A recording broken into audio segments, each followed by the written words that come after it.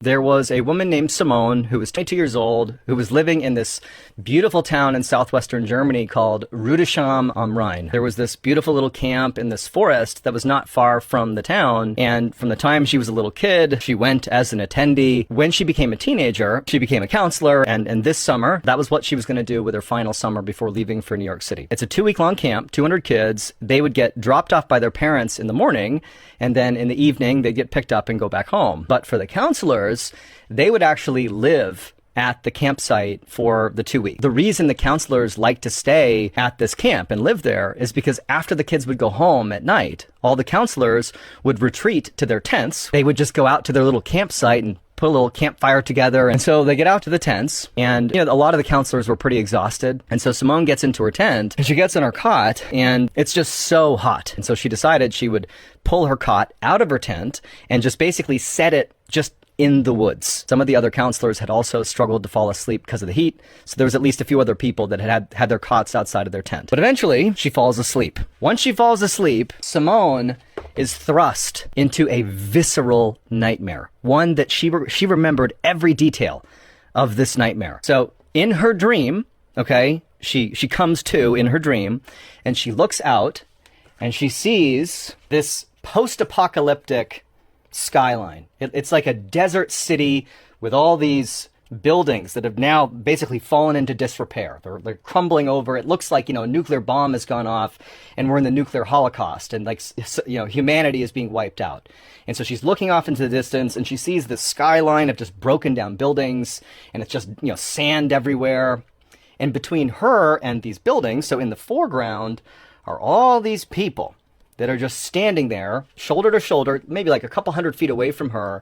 Their clothes are in tatters. They look like some of them are naked, but they're just like barely wearing any of these clothes. And they're standing there, shoulder to shoulder, just staring at Simone. They're all staring at Simone. And so she instinctively is fearful of these people, but they're not moving towards her. They're not doing anything. As she's looking at these people, and as she's taking in the skyline, she takes stock of the fact that on either side of her are these two huge men that she doesn't know how, or they're not physically laying hands on her, but she can tell they are the reason that she can't move from the spot she's in. The guy on her left is not doing anything. He's just standing there. But the guy on her right is kind of turned to the side, like he's doing something with his hands, but you can't quite see what it is. And then at some point, the guy on her right turns back around, and in his hand, he's holding what looks like a wreath, like a holiday wreath you would hang on your door, during Christmas time, let's say. And so Simone sees this wreath, doesn't really know what to make of it. It's this weird, nightmare she's having.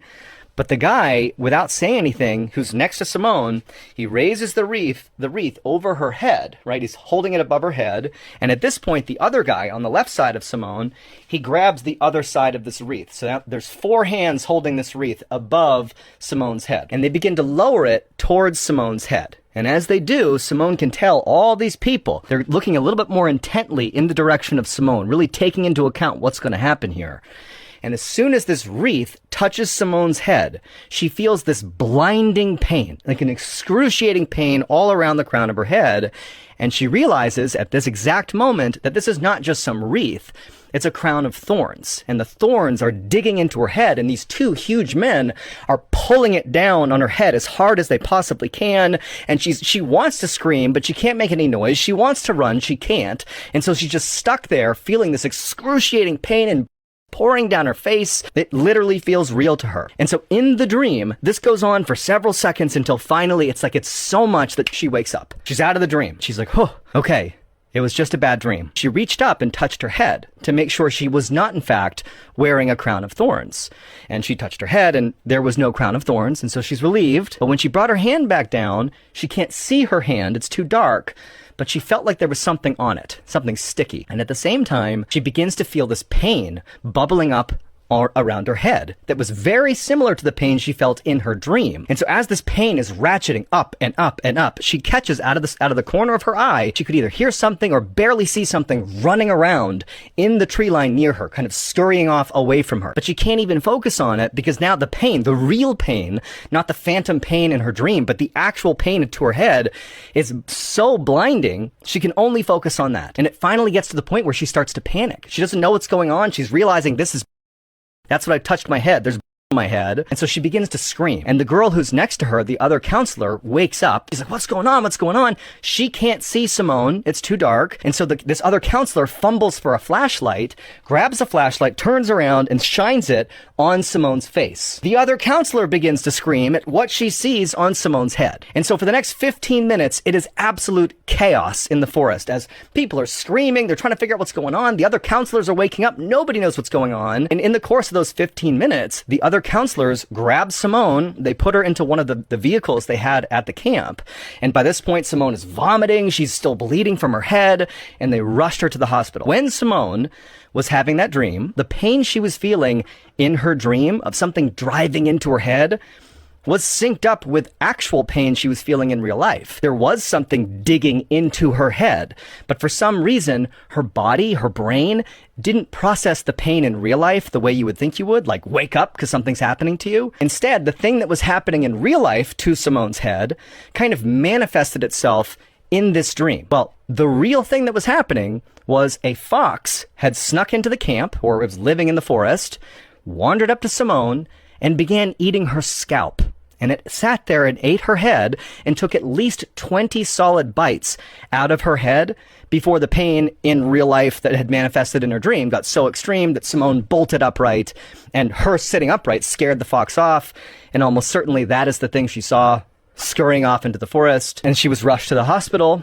She would be saved, and they actually were able to suture her scalp all back together again, and they hid the scars in her hairline. But I spoke to Simone, so I mentioned there was a connection to our community. She might even be listening to this, to be honest. Simone posted this story on our subreddit. It was about her and this experience.